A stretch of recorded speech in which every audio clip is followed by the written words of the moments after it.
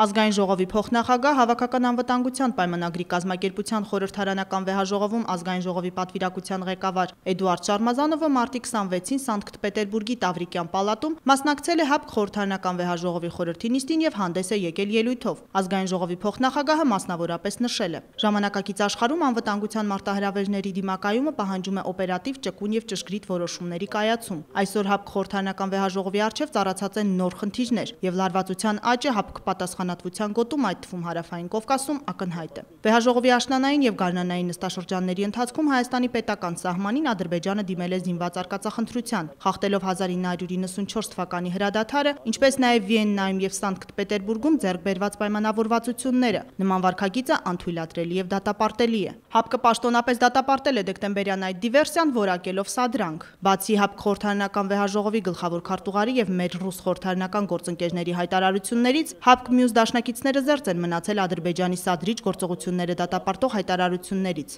Ադրբեջանի նման վարքագիծը սադրանք է ոչ միայն Հայաստանի, այլ նաեւ ՀԱՊԿ-ի հանդեպ։ ՀԱՊԿ խորհրդարանական վեհաժողովի ներկայացուցիչների դատապարտող հայտարարություններն առավել քան անհրաժեշտություն են։ Մեր պատվիրակությունը հանդես է գալիս ՀԱՊԿ պատասխանատվության գոտում կոնֆլիկտների բացառապես խաղաղ կարգավորման օգտին, մասնավորապես Լեռնային Ղարաբաղի հիմնախնդրի հարցում։ Մենք պետք է մեզնից կախված ամեն ինչ անենք տարածաշրջանում կայունության հաստատման համար, սակայն խաղաղությունն ու կայունությունն ամրապնդելու համար Ադրբեջանը նախևառաջ պետք է ճանաչի Արցախի ժողովրդի ինքնորոշման իրավունքի ամբողջական իրացումը։ Հուսով եմ, որ միջազգային հարթակներում համախմբված աշխատելու եւ միմյանց աջակցելու դեպքում հնարավոր է դրական ներդրում ունենալ ՀԱՊԿ պատասխանատվության գոտում անվտանգության հաստատման եւ ամրապնդման գործում։